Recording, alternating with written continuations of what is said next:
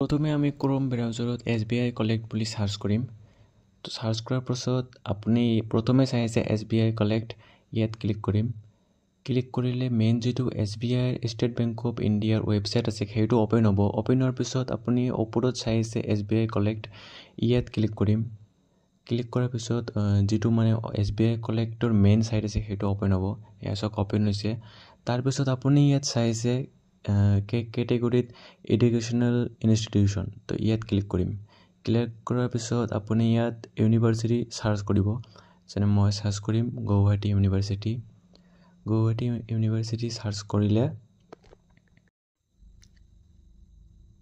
এসব গুৱাহাটী ইউনিভাৰ্চিটি আহিছে। তো যেটোত গুৱাহাটী ইউনিভাৰ্চিটি প্ৰথমে লিখা আছে সেইটোত ক্লিক কৰিম। ক্লিক কৰাৰ পিছত আপুনি যেহেতু মাইগ্ৰেশ্যনৰ কাৰণে সাৰ্টিফিকেট বনাই আছে, তো ইয়াত আমি মাইগ্ৰেশ্যন সাৰ্টিফিকেট ক্লিক কৰিম। তাৰ পিছত আপুনি